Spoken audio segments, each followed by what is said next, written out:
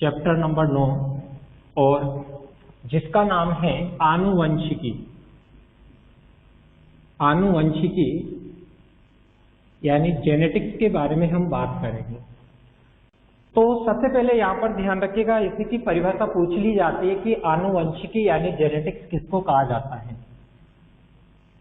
आनुवंशिकी यानी जेनेटिक्स किसको कहा जाता है, तो ध्यान रखिएगा यहाँ पर कि जीव विज्ञान की वह शाखा जिसके अंतर्गत सजीवों के आनुवंशिकता और विभिन्नताओं का अध्ययन किया जाता है, तो उसे क्या कहा जाता है, आनुवंशिकी यानी जेनेटिक्स कहा जाता है। तो ध्यान रखिएगा यहाँ पर परिभाषा पूछ ली जाती है, तो यदि आपसे परिभाषा पूछी जाती है कि आनुवंशिकी यानी जेनेटिक्स किसको कहते हैं, तो आपको बताना होगा क्या कि जीव विज्ञान की वह शाखा, देखो शाखा किसकी है, जीव विज्ञान की, तो आपको बताना होगा कि जीव विज्ञान की वह शाखा जिसके अंतर्गत सजीवों की आनुवंशिकता व विभिन्नताओं का अध्ययन किया जाता है, तो उसे क्या कहा जाता है, आनुवंशिकी कहा जाता है। और ध्यान रखिएगा यहाँ पर दोनों में आनुवंशिकता को हेरेडिटी बोला जाता है और विभिन्नताओं को यहाँ पर वेरिएशन बोला जाता है। तो ध्यान रखिएगा यहाँ पर जब आनुवंशिकता की बात की जाती है, तो आनुवंशिकता किसको कहा जाता है कि जनन प्रक्रिया में माता पिता से जो लक्षण संतान में प्रवेश करते हैं, जनन प्रक्रिया से जो लक्षण माता पिता से किसमें प्रवेश करते हैं, संतान में प्रवेश करते, तो फिर उसे क्या कहा जाता है, आनुवंशिकता कहा जाता है। ठीक है, तो ध्यान रखिएगा यहाँ पर कंफ्यूज ना होएगा आनुवंशिकी और आनुवंशिकता में। आनुवंशिकी तो हम किसको बोल रहे हैं, जिसके अंतर्गत आनुवंशिकता और विभिन्नताओं इन दोनों का अध्ययन किया जाता है, उसे तो हम आनुवंशिकी बोल रहे हैं। और आनुवंशिकता किसको कहा जा रहा है कि जनन प्रक्रिया में माता पिता से जो लक्षण संतान में प्रवेश करते हैं, तो उन्हें क्या कहा जाता है, आनुवंशिकता कहा जाता है। ठीक है, तो ध्यान रखिएगा यहाँ पर इनकी परिभाषा ध्यान रखिएगा। दूसरी बात हम यहाँ पर करें कि जो आनुवंशिकी जो शब्द है, ये आनुवंशिकी शब्द किसने दिया था। ठीक है, तो ध्यान रखिएगा यहाँ पर आनुवंशिकी जो शब्द है ये बेटसन नामक वैज्ञानिक ने 1905 में दिया था। कौन से सन में दिया था, 1905 में बेटसन नामक वैज्ञानिक ने आनुवंशिकी यानी जेनेटिक्स शब्द दिया था, ध्यान रखिएगा। और आनुवंशिकी शब्द की उत्पत्ति की यदि यहाँ पर बात की जाए, तो ध्यान रखिएगा आनुवंशिकी शब्द की जो उत्पत्ति है ये ग्रीक भाषा के शब्द जीन से हुई है। किससे हुई है, जीन से हुई है। बाई चांस यदि आपसे पूछ लिया जाए कि आनुवंशिकी शब्द की उत्पत्ति किससे हुई है, तो बताना होगा आपको ग्रीक भाषा के शब्द जीन से हुई है। ठीक है, तो दो बातें की हमने यहाँ पर। सबसे पहली कौन सी, आनुवंशिकी की परिभाषा, दूसरी आनुवंशिकी यानी जेनेटिक शब्द किसने दिया है, ध्यान रखिएगा ये दोनों इंपोर्टेंट है यहाँ पर। अगली बात यहाँ पर हम बात करें तो ध्यान रखिएगा कि जीन आनुवंशिकता की इकाई होती है, यूनिट होती है। जीन क्या होती है, आनुवंशिकता की इकाई होती है। और गुणसूत्र है, गुणसूत्र को आनुवंशिकता के वाहक कहा जाता है। तो ध्यान रखिएगा यहाँ पर जीन आनुवंशिकता की इकाई होती है और गुणसूत्र आनुवंशिकता के वाहक होते हैं। ठीक है, तो अगली बात ध्यान रखिएगा, यदि आपसे पूछा जाता है किसके बारे में, आनुवंशिकता यानी हेरेडिटी के बारे में यदि आपसे पूछा जाता है तो इसकी परिभाषा तो आप बता सकते हो कि जनन प्रक्रिया में माता पिता से जो लक्षण संतान में प्रवेश करते हैं उसे क्या कहा जाता है, आनुवंशिकता कहा जाता है। यदि आपसे प्रश्न पूछा जाता है कि सर्वप्रथम आनुवंशिकता शब्द का प्रयोग किसके द्वारा किया गया था, तो ध्यान रखिएगा सन 1863 में स्पेंसर नामक वैज्ञानिक के द्वारा 1863 में स्पेंसर नामक वैज्ञानिक के द्वारा आनुवंशिकता शब्द का प्रयोग किया गया था। कौन से शब्द का प्रयोग किया गया था, आनुवंशिकता शब्द का प्रयोग किया गया था। तो बात समझ में आ रही होगी आप सभी को क्या, यदि आपसे जेनेटिक्स यानी आनुवंशिकी शब्द के बारे में पूछा जाए तो ये तो इस शब्द का उपयोग किसने किया था, बेटसन नामक वैज्ञानिक ने। कौन से सन में, सन 1905 में किया था। और जब आनुवंशिकता की बात की जाती है तो आनुवंशिकता शब्द का प्रयोग किसने किया था? स्पेंसर नामक वैज्ञानिक ने किया था। कौन से सन में किया था? 1863 ईस्वी में किया था, ध्यान रखिएगा। ठीक है, तो यहाँ पर ये बात समझ में आ गई होगी आप सभी को। जस्ट इसके बाद यदि हम यहाँ पर बात करें मेंडल की, तो ध्यान रखिएगा डायरेक्टली प्रश्न पूछ लिया जाता है। देखो प्रश्न दो प्रकार से बनता है यहाँ पर। एक प्रश्न तो बनता है कि मेंडल का पूरा नाम बताइए। किसका? मेंडल का पूरा नाम बताए। तो फिर आपको बताना होगा मेंडल का पूरा नाम क्या होता है? Gregor John Mendel. क्या होता है? Gregor John Mendel. तो ध्यान रखोगे, पहला प्रश्न क्या बनता है? मेंडल का पूरा नाम बताइएगा। तो मेंडल का पूरा नाम बताइएगा, ग्रेगर जॉन मेंडल। दूसरा प्रश्न बनता है यहाँ पर कि आनुवंशिकी का जनक किसे कहा जाता है? आनुवंशिकी का जनक किसको कहा जाता है? तो बताना होगा फादर ऑफ जेनेटिक्स किसको कहा जाता है? मेंडल को, यानी ग्रेगर जॉन मेंडल को कहा जाता है। तो ध्यान रखिएगा दो टाइप्स के प्रश्न बनते हैं यहाँ पर। तो पहला प्रश्न किस प्रकार का बनता है कि मेंडल का पूरा नाम बताइएगा। ठीक है, दूसरा प्रश्न कौन सा बनता है? आनुवंशिकी का जनक किसको कहा जाता है? फादर ऑफ जेनेटिक्स किसको कहा जाता है? फिर बताना होगा आपको ग्रेगर जॉन मेंडल। तो ध्यान रखिएगा। जस्ट इसके बाद हम बात करें यहाँ पर इसके जीवन परिचय के बारे में। ठीक है, तो ध्यान रखिएगा सबसे पहली बात यहाँ पर कि यदि हम इनके जीवन परिचय की हम यहाँ पर बात करते तो देखो सबसे पहली बात कि इनका जन्म कब हुआ। तो ध्यान रखना होगा आपको, इनका जो जन्म है वह 22 जुलाई 1822 को हुआ। कब हुआ? 22 जुलाई 1822 को हुआ। कहां पर हुआ था ये भी कहानी आपको ध्यान रखनी होगी। ऑस्ट्रिया के हेंजनडोर्फ प्रांत के सिलिसियन गांव में इनका जन्म हुआ था। और इन्होंने अपनी जो प्रारंभिक शिक्षा है वो प्रारंभिक शिक्षा अपने गांव से ही की थी, ध्यान रखना। और इसके पश्चात इनको भी मन में ख्याल आया क्या कि मेरे को आगे की पढ़ाई करनी है। तो आगे की पढ़ाई करने के लिए ये कहां पर आ गए? शहर में आ गए। उस शहर का नाम क्या था? ब्रून। उस शहर का क्या नाम था? ब्रून। यानी कि ये उच्च शिक्षा प्राप्ति के लिए ब्रून नामक शहर में आ गए। और जब ये ब्रून शहर में आए तो ये आने के पश्चात कुछ समय बाद क्या हुआ? बीमार हो गए। और बीमार होने के कारण इनको अपनी पढ़ाई बीच में ही छोड़नी पड़ी। ठीक है, तो इन्होंने क्या किया था? कुछ समय के लिए अपनी पढ़ाई को बीच में ही छोड़ दिया था। ठीक है, फिर सन 1843 में मेंडल को एक चर्च का पादरी बना दिया गया था। कौन से सन में? 1843 में एक चर्च का पादरी बना दिया गया था, जहां पर इन्हें ग्रेगर उपाधि प्रदान की गई थी।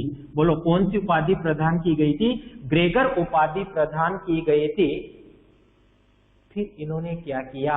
अपने नाम के आगे इनको जो उपाधि प्रदान की गई थी उस उपाधि को इन्होंने क्या किया? अपने नाम के आगे जोड़ दिया। ठीक है, इस वजह से इनका यहाँ पर पूरा नाम क्या हो गया था? ग्रेगर जॉन मेंडल हो गया था।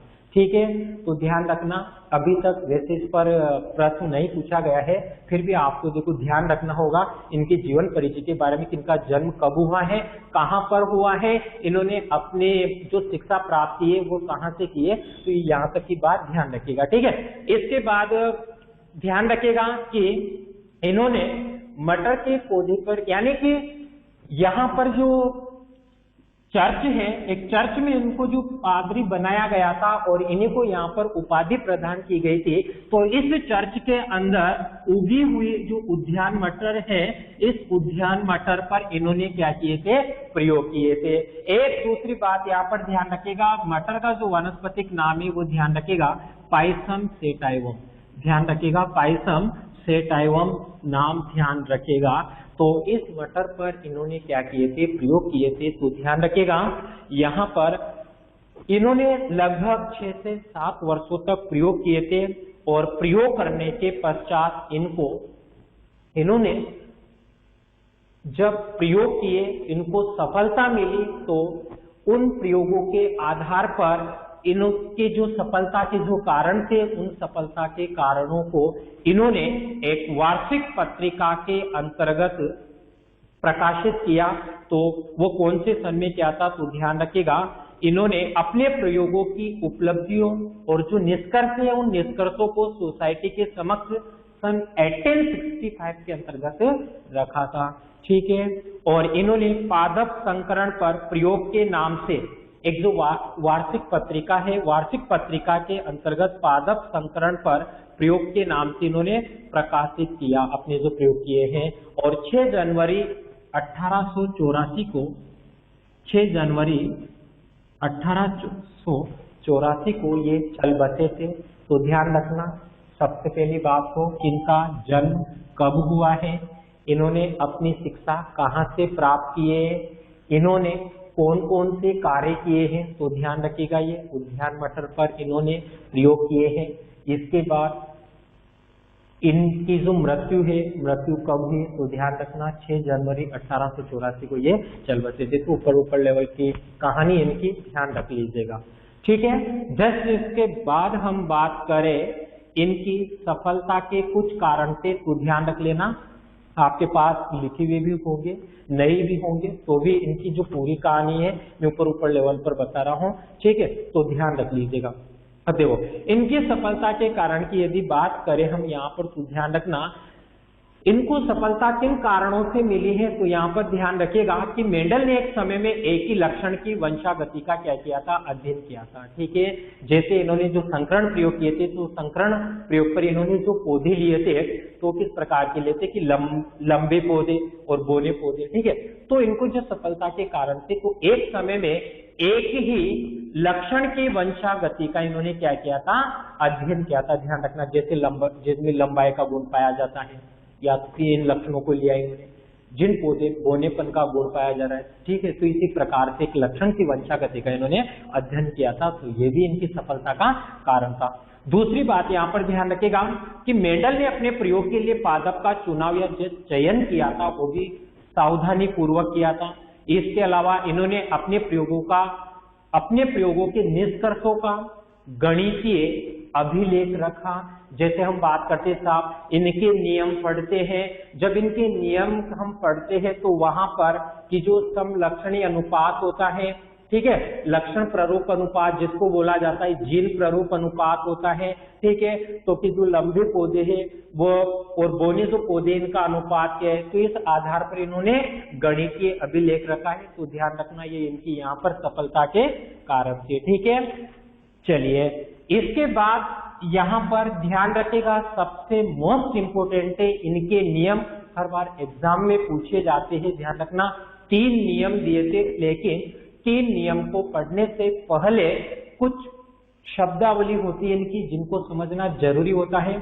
ठीक है, उन्हीं के आधार पर हम नियम को अच्छे से समझ पाएंगे। ठीक है, तो एक एक शब्द को हम यहाँ पर समझेंगे। ठीक है, कि शब्दावली के अंतर्गत कौन कौन सी बातों को हम यहाँ पर समझेंगे। तो सबसे पहली बात ध्यान रखिएगा, देखो यहाँ पर आनुवंशिक से संबंधित जो शब्दावली है उसमें सबसे पहले बात की जाती है साहब किसकी, जीन की बात की जाती है। किसकी बात की जाती है, जीन की यहाँ पर बात की जाती है। तो ध्यान रखिएगा जीन किसको कहा जाएगा, तो ध्यान रखिएगा कि वह कारक जो किसी एक लक्षण का निर्धारण करता है, जीन किसको कहेंगे कि वह कारक जो किसी एक लक्षण का क्या करता है, किसी एक लक्षण का निर्धारण करता है, तो उसे क्या कहा जाता है, जीन कहा जाता है। जैसे किसी पौधे में लंबाई का गुण है, ठीक है, किसी में बोनेपन का गुण पाया जाता है। तो यहाँ पर ध्यान रखिएगा, यदि आपसे पूछा जाता है कि जीन किसे कहते हैं, ठीक है, तो फिर आपको बताना होगा कि वह कारक जो किसी एक लक्षण का निर्धारण करता है उसे जीन कहा जाता है। दूसरी परिभाषा यहाँ पर ध्यान रखिएगा, युग्म विकल्पी। युग्म विकल्पी के बारे में ध्यान रखिएगा। तो युग्म विकल्पी हम किसको कहेंगे, देखो कुछ टॉपिक ऐसे मिलेंगे आपको यहाँ पर जो टॉपिक होते हैं उन्हीं में आंसर होता है। देखो युग्म, युग्म का मतलब क्या होगा, एक जोड़ा। युग्म का मतलब क्या होगा, यहाँ पर एक जोड़ा। विकल्पी का मतलब क्या होंगे, यानी कि एक दो भाग है, ठीक है। तो जैसे हम यहाँ पर बात करते हैं साफ किसकी, कैपिटल टी को हम यहाँ पर प्रदर्शित करते हैं और स्मॉल टी, यानी कि हमने यहाँ पर लिखा साफ क्या, capital T small T. Capital T small T को जब हम यहाँ पर लिखते हैं और इनमें जब लंबाई का गुण देखा जाता है तो आपको पता होगा कि जब हम बात करते प्रभावी लक्षण की, तो प्रभावी लक्षण किसको कहा जाता है कि ऐसे लक्षण जो कि F1PD में क्या होते, प्रदर्शित होते हैं। तो यहाँ पर यदि हम कैपिटल टी की बात करते हैं तो कैपिटल टी कौन से गुण को प्रदर्शित करता है, लंबेपन गुण को क्या करता है, प्रदर्शित करता है, ठीक है। जो स्मॉल टी होता है, स्मॉल टी किसको प्रदर्शित करता है, बौनेपन गुण को प्रदर्शित करता है, यानी बौने गुण को क्या करता है, ये प्रदर्शित करता है। तो हम बात कर सकते हैं यहाँ पर किसकी, कैपिटल टी और स्मॉल टी। कैपिटल टी कौन से गुण को प्रदर्शित करता है, लंबेपन को, ठीक है। स्मॉल टी कौन से गुण को प्रदर्शित करता है, बौनेपन को। तो इससे आपको समझ में आ रहा होगा यहाँ पर कि युग्म विकल्पी हम किसको कहेंगे कि किसी एक लक्षण को नियंत्रित करने वाले जीन के दो विपर्यासी स्वरूप को हम क्या कहेंगे, युग्म विकल्पी कहेंगे। एक जीन का मतलब यहाँ पर आप समझ रहे हो, यानी लंबाई का गुण देख रहे हैं, सिर्फ हम यहाँ पर लंबाई का क्या देख रहे हैं, गुण देख रहे हैं, ठीक है। तो लंबाई का जो गुण है, तो हम जीन जो एक लक्षण का निर्धारण करती है, तो यहाँ पर ये लंबाई का गुण हो गया, ठीक है। तो यहाँ पर हमने परिभाषित किया इसको किस प्रकार से कि किसी एक लक्षण